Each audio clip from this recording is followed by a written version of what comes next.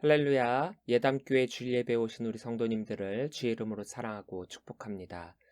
저는 어릴 때 책 읽는 것을 참 좋아했습니다. 특히나 코난 도일, 또 아가사 크리스티 같은 그런 추리소설이나 만화 같은 것들을 또 좋아했고, 공부하는 것이 부담스러울 때는 삼국지 같은 소설도 읽었습니다.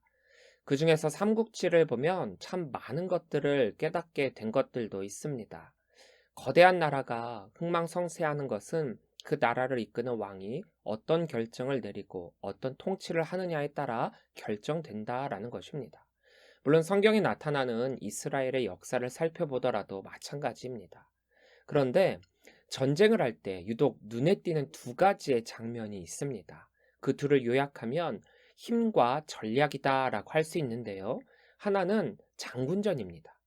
장군전이란 아무리 수십만의 군대가 서로 싸우더라도 그 전투에서 승리하는 요건은 그 전투를 이끄는 장군의 역량에 따른다라는 것입니다. 즉, 군대 대 군대로 싸우기 전에 장군들끼리 1대1로 싸우는 것인데, 이 1대1 장군전에서 어떤 결과를 낳느냐에 따라서 수만 대 수십만의 전투도 뒤집어지는 결과를 낳을 수가 있습니다.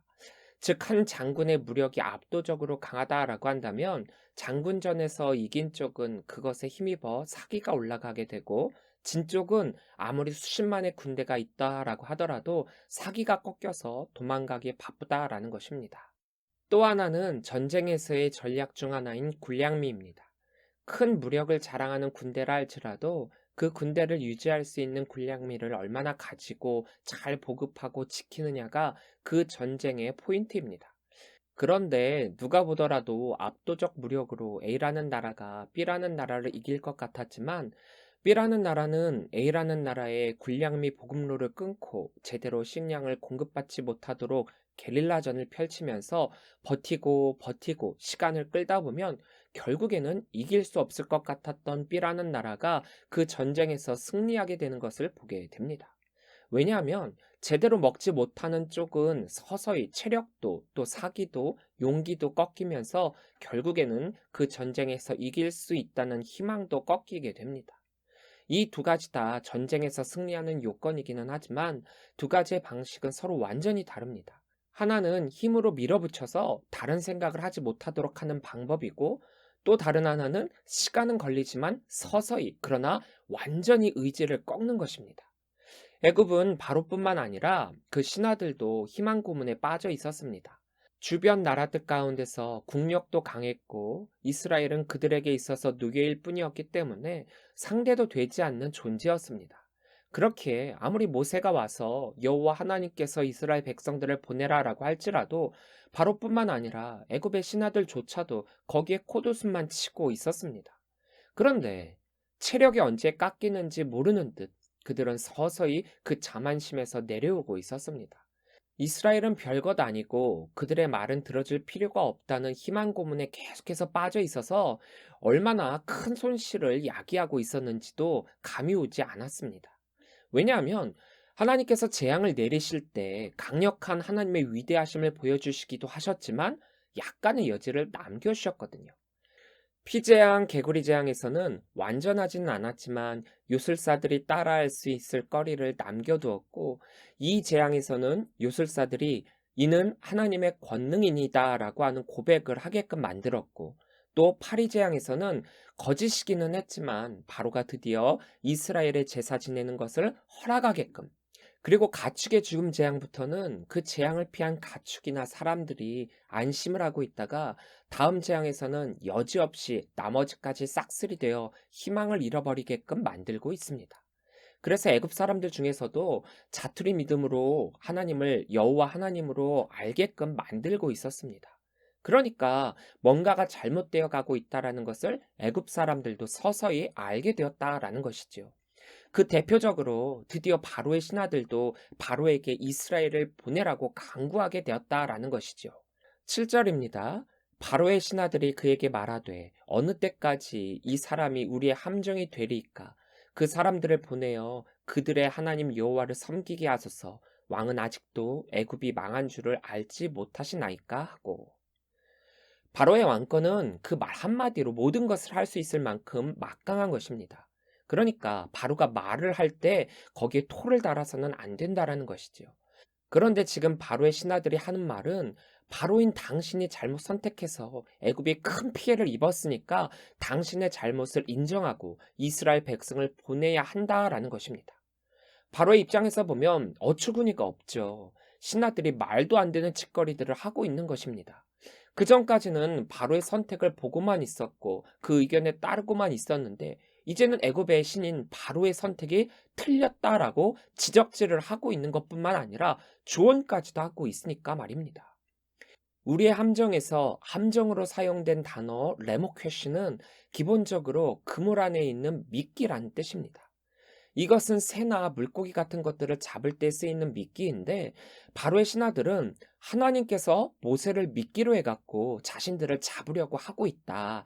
우리를 유인하는 미끼인데 이 미끼를 덥석 물었다가 죽게 되는 것은 순식간인데 왜 바로는 이것을 모르고 있느냐라고 염려에 사로잡혀 있는 것입니다. 왜냐하면 이번 재앙의 심각성을 그 신하들은 알고 있었기 때문입니다. 이 재앙은 메뚜기 때 재앙입니다. 5절입니다. 메뚜기가 지면을 덮어서 사람이 땅을 볼 수 없을 것이라. 메뚜기가 내게 남은 그것 곧 우박을 면하고 남은 것을 먹으며 너희를 위하여 들에서 자라나는 모든 나무를 먹을 것이며. 메뚜기 떼가 무슨 재앙이 될 수 있겠느냐라고 말할 수 있겠지만 우리 상식에 해당하는 그런 메뚜기가 아닙니다. 제가 어릴 때 뒷산에 올라가서 잠자리도 잡고 또 메뚜기도 잡고 신나게 놀았던 때가 있습니다. 어린 저도 충분히 잡을 수 있을 만큼 메뚜기는 그닥 힘세고 공격적인 곤충이 아닙니다. 메뚜기 하나하나는 보잘것없는 존재였고 또 위험도 되지 않지만 그런데 이것이 어마무시한 때를 이루게 된다면 상황은 달라집니다. 메뚜기 떼가 재앙이 될 수밖에 없는 까닭은 먼저 메뚜기의 왕성한 식성 때문입니다.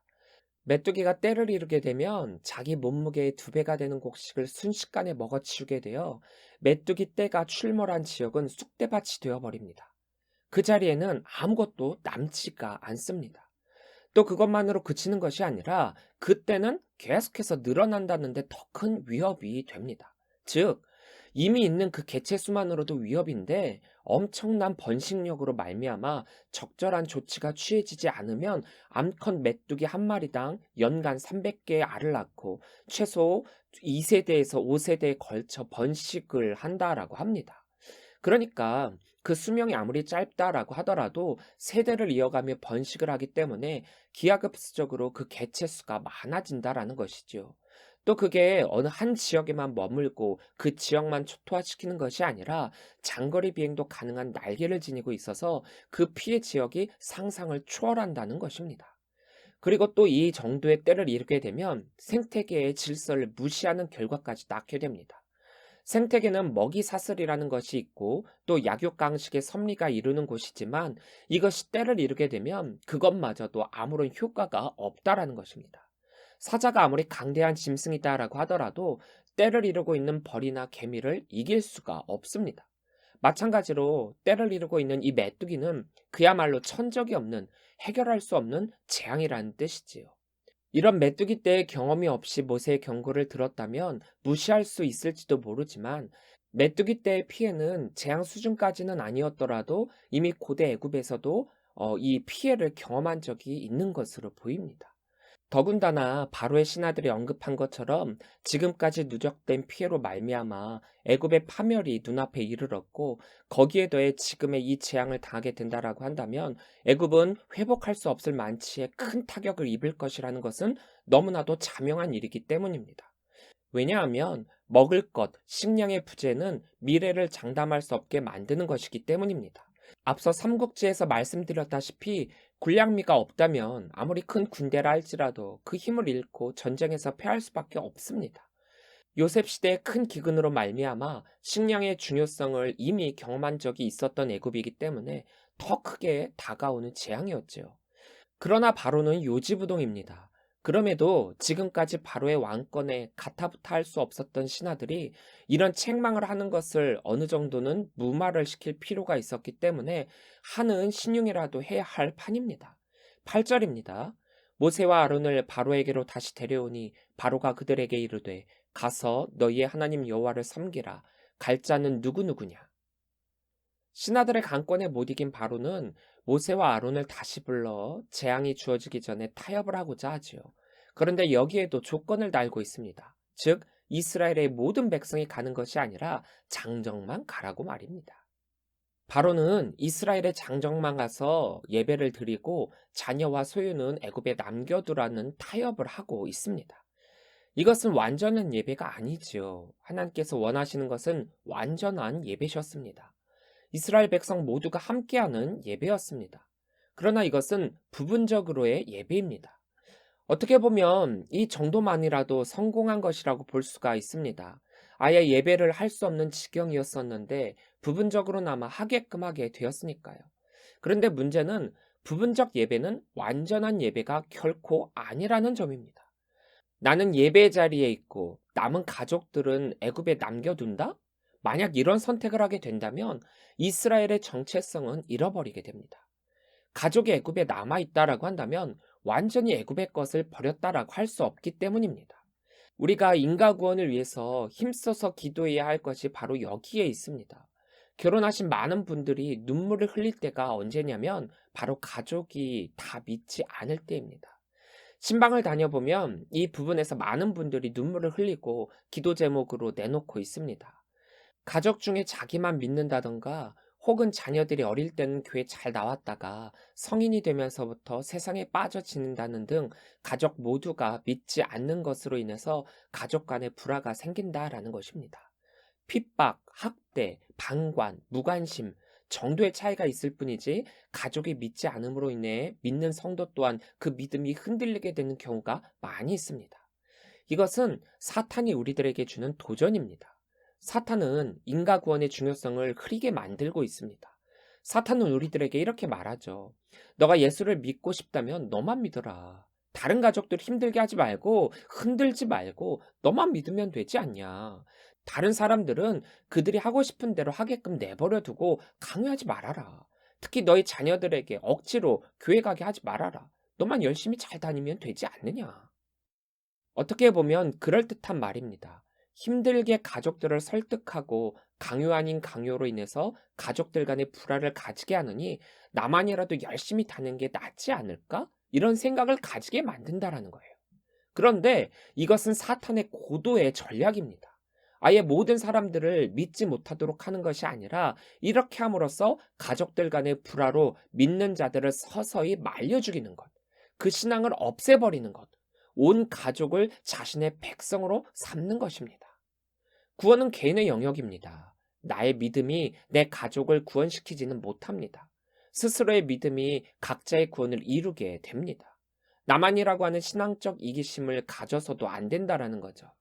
그렇다면 성교도 필요 없고 인과구원도 필요 없습니다. 하나님은 우리들에게 나만이라는 말씀을 하신 적이 단 한 번도 없거든요. 모세를 불러 지금 이 자리에 세우신 것 역시도 그렇기 때문입니다. 그래서 성경은 마땅히 행할 길을 아이에게 가르치라라고 말씀하고 있습니다. 신앙적 이기심과 타협하고 아무것도 안 하는 것이 옳은 것이 아니라 온 가족이 인과구원을 위해 애써야 하는 것이 믿는 자의 의무라는 것입니다. 그 중에서도 특히나 자녀들의 신앙 교육을 위해서 애쓰고 자녀들이 믿는 자로서의 삶을 살아가도록 하는 것, 그것이 부모의 의무라는 것입니다. 만약 이스라엘이 바로의 이 제안대로 장정만 예배하러 갔다? 그리고 그들만 하나님의 약속의 땅으로 갔다라고 한다면 이스라엘은 그 선민 이스라엘로서의 정체성을 잃어버리게 되는 것입니다. 모두가 함께 하나님께 예배하는 자리로 가야만 그들은 하나님의 백성으로서의 구원의 자리에 함께하는 것입니다. 만약 가족이 애굽에 남아 있게 된다라고 한다면 하나님께 예배한 장정 중에서 다시 애굽으로 돌아가거나 다시 우상을 섬기게 될 수도 있는 것입니다. 이러한 부분적 예배는 그럴듯하게 보이고 또 내 자신의 타협점으로 삼을 수 있을지도 모르겠지만 결국에는 실패한 예배가 되고 맙니다. 11절입니다. 그렇게 하지 말고 너희 장정만 가서 여호와를 섬기라. 이것이 너희가 구하는 바니라. 이에 그들이 바로 앞에서 쫓겨나니라. 바로의 타협안은 결국 부결이 됩니다. 그리고 하나님의 말씀처럼 메뚜기 떼의 재앙이 애굽을 덮치게 되지요. 15절입니다. 메뚜기가 온 땅을 덮어 땅이 어둡게 되었으며 메뚜기가 우박에 상하지 아니한 밭의 채소와 나무 열매를 다 먹었으므로 애굽 온 땅에서 나무나 밭의 채소나 푸른 것은 남지 아니하였더라. 바로의 신하들과 달리 바로는 여전히 설마하는 마음으로 무늬만의 제스처를 취함으로써 결국에는 신하들의 우려대로 메뚜기 떼의 재앙을 겪게 됩니다. 이미 그 전에 조금씩 데미지가 누적되어 있었던 터라서 애굽은 막대한 타격을 입게 됩니다. 애굽 온 땅을 덮은 메뚜기 떼는 이전 재앙인 우방을 피한 모든 나무와 열매를 먹어치워 어디에도 푸른 것을 남기지 않아 완전한 식량 고갈 상태를 만들게 됩니다. 이 타격은 앞으로 애굽이 힘을 제대로 쓸 수 없을 정도의 피해를 갖게 됩니다. 앞선 모든 재앙은 희망을 가질 수 있는 부분적 재앙이었습니다. 바로로 하여금 희망 고문을 스스로가 가지도록 무언가를 남겨둔 재앙이었습니다. 그래서 우박이 떨어져서 큰 피해를 보았을 때에도 바로는 두려워하지 않았습니다. 우박 재앙이 끝나더라도 아직 싹나지 아니한 다른 농작물로도 나머지를 충당할 수 있으리라라고 하는 희망이 있었기 때문이죠. 그런데 메뚜기 떼 재앙은 이 모든 희망을 다 차단해 버렸습니다. 철저히 애굽의 미래를 먹어 치워 버렸습니다. 그래서 바로는 이 재앙으로 말미암아 매우 다급한 심정으로 모세에게 구하게 됩니다. 17절입니다. 바라건대 이번만 나의 죄를 용서하고 너희 하나님 여호와께 구하여 이 죽음만은 내게서 떠나게 하라. 제 발로 번역되는 단어 나는 매우 겸손하고 간절한 요청에 사용되는 단어이고, 지금으로 번역된 아타는 당장 재앙을 물러가게 해달라고 하는 긴박성을 표현하고 있습니다. 그러니까 그 전까지의 어조는 뭐 해주면 좋고 안 해주면 말고식의 요청이었다라고 한다면, 이 어조는 굉장히 애원에 가까운 말이라는 것입니다. 그래서 바로는 이 재앙을 죽음이라고까지 표현을 하고 있습니다. 지금까지 누적된 재앙으로 인해서 이번 재앙은 그야말로 처참한 끝판왕의 결과를 맞이하게 된 것입니다. 애굽의 미래를 장담할 수 없을 정도의 치명적인 재앙이 된 것이지요. 그런데 그런 바로였음에도 불구하고 마지막에 마지막까지도 바로는 희망 고문의 끈을 놓지 않고 있습니다. 그리고 이스라엘 자손을 보내지 않았지요. 애굽의 왕으로서 막강한 왕권을 가진 바로이고 또 신으로서 추앙받던 바로였습니다. 바로의 말에는 어떤 토도 달 수 없었고, 그랬기에 신하들은 바로의 면전에서 그들의 의견을 제대로 낼 수도 없었습니다. 그런데 그의 왕권도 깎이고 신으로서의 모습도 점점 사라지고 신하들에게까지 책망을 들을 정도로 그의 권위는 추락하고 있었고, 더군다나 모세에게 애원하듯 간청하는 모습까지 보이게 됩니다. 그 모든 것이 하나님의 말씀에 불순종했기 때문이었습니다. 참 끝까지 내가 손해보지 않을 타협의 끝판왕을 보여주는 바로입니다. 바로가 제안하는 타협들을 보면서 오늘의 우리를 바라보는 거울이 되었으면 합니다. 바로의 이 타협은 지금 코로나19 시대에 생각해 보아야 할 우리들의 신앙이기도 합니다. 하나님은 완전한 예배를 우리들에게 원하시는데 시대는 부분적 예배를 조건으로 내세우고 있습니다. 거리두기 단계별로 교회 대면 예배에 참여할 수 있는 인원이 제한이 되고 있고, 그나마도 당국의 통제에 의해서 예배를 하고 있는 현실입니다. 교회에 사람들이 왔다 갔다 하는 것에 대해서 교회 주변 주민들이 민감한 반응을 보이고 있고, 교회에서 예배하는 것을 마치 전염병을 옮기는 행위로 치부하는 경향도 있습니다. 그간 교회가 해왔던 사회적 봉사와 헌신은 뒤로 한 채 교회를 매도하는 언론과 또 사람들의 냉대를 한 몸으로 받고 있습니다. 세상 사람들은 답답하고 힘드니까 자기네들의 즐거움을 위해 할 것 다 하면서도 교회는 해서는 안 된다라고 합니다. 세상 사람들은 방역당국이 지키라고 하는 것을 제대로 지키지 않아서 코로나19를 양산하면서도, 교회는 방역당국이 지키라고 하는 것 제대로 지키면서도 눈치 보고 또 선심 쓰듯 하는 행위에 어쩔 줄 몰라 하고 있습니다. 바로가 모세에게 선심 쓰듯 타협안을 제시하고 있는 것처럼 말입니다.